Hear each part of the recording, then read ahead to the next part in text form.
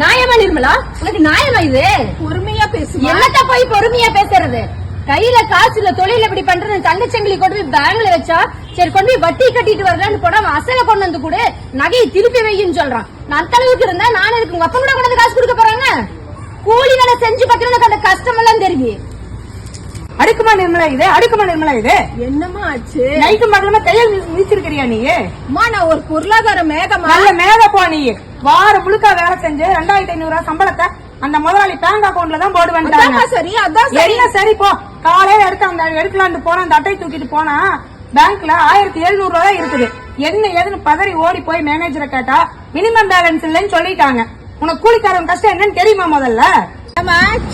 Ride கிளம்பிட்டு ride போறாங்க. Ride 70 kilometre போகணும் இந்த வண்டியில. ஏன் நீ தான் கார் வச்சிருக்கீங்க? கார் வச்சிருக்கிறேன் பேரு.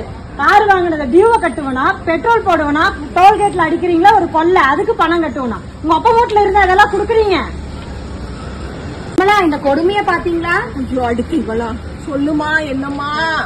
5 தடவை ஏடிஎம்ல பணம் எடுக்க போய் 6வது தடவை எடுக்கும் போது கட்டணம் கட்டணும்னு நான் நினைச்சேன். அப்படித்தான் என்ன அப்படித்தான்? ஏடிஎம் கூட காலை வச்சாவே பணத்தை எடுக்கணும்னு இப்பதான் எனக்கு தெரியுது. அப்படி இல்ல உங்ககிட்ட யாரோ போய் பேசிருக்காங்க. என்ன போய் பேசிருக்காங்க? அக்கௌண்ட்ல பணம் இருக்கான்னு செக் பண்ணாலும் பணம் எடுக்கிறீங்க, பணத்தை போட்டாலும் பணம் எடுக்கிறீங்க, பணம் எடுத்தாலும் பணம் எடுக்கிறீங்க. அதாவது டிரான்சாக்சன் தானே நீ அக்கௌண்ட்ல செக் பண்ண. என்ன உங்க அப்பா வீட்டு காசு ஆகுது? பணத்தை கஷ்டப்பட்டு சம்பாதிக்கிறவங்க அதோட அருமை தெரியும். உனக்கா தெரிய போகுது?